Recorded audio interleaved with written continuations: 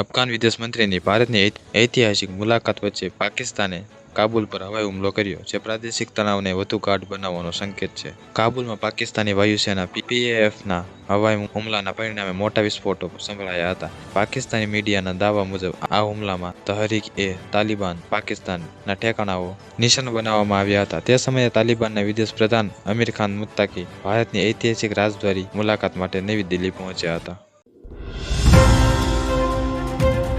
હવામાન શાસ્ત્રી તરીકે જાણીતા અંબાલાલ પટેલે નવેમ્બરમાં નવા ચક્રવાતની ચેતવણી આપી છે. તેમણે કહ્યું છે કે આગામી મહિનાઓમાં ગુજરાત વરસાદ, તોફાન અને ઠંડીના ત્રિવિધ પ્રકોપનો સામનો કરશે.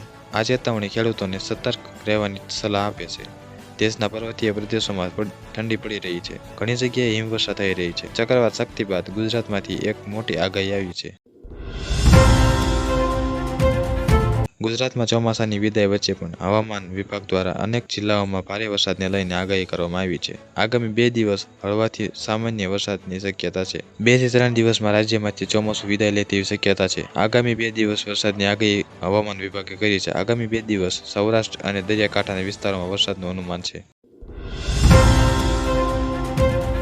ડાંગ જિલ્લાના આહવા સુબીર રોડ પર આજે એક ગંભીર માર્ગ અકસ્માત સર્જાયો હતો, જેમાં મહારાષ્ટ્ર પાસિંગ એક કાર ખીણમાં ખાબકતા એક વ્યક્તિનું કરુણ મોત નીપજ્યું છે, જ્યારે અન્ય 3 લોકો ઘાયલ થયા છે. આ ગંભીર અકસ્માતમાં કાર ચાલકે રોડ પરનો કાબુ ગુમાવતા કાર રોડની સાઈડમાં બનાવેલી રેલિંગ તોડીને ઊંડી ખીણમાં ખાબકી હતી. જાણ થતાં ત્યાં પોલીસ અને 108 પહોંચી હતી અને બધાને સારવાર માટે ખસેડાયા હતા. ગુજરાતના ખેડૂતો માટે હવામાન વિભાગ પાસેથી એક સારા સમાચાર આવ્યા છે. ગુજરાત અને તેની સાથે સંકળાયેલા કેન્દ્રશાસિત પ્રદેશો દમણ, દીવ અને દાદરાનગર હવેલીમાંથી નૈઋત્યનું ચોમાસું હવે સત્તાવાર રીતે વિદાય લઈ ચૂક્યું છે. ભારત હવામાન વિભાગ IMD દ્વારા શુક્રવારે આ અંગેની જાહેરાત કરવામાં આવી છે. ચોમાસાની વિદાય થતાં ખેડૂતોએ રાહતનો શ્વાસ લીધો છે. બીજી તરફ વાવાઝોડું શક્તિનું શેષ નિમ્ન દબાણ પશ્ચિમ મધ્ય અરબી સમુદ્ર પર હજુ પણ પ્રવર્તી રહ્યું છે, જોકે તે નબળું પડ્યું છે. આજ માટે આટલું. જો તમને વિડીયો ગમ્યો હોય તો વિડીયોને લાઇક કરી દેજો, ચેનલને સબસ્ક્રાઇબ કરી બેલ આઇકન ઓન કરી દેજો. મળીએ નવા સમાચારની અપડેટ સાથે. ધન્યવાદ.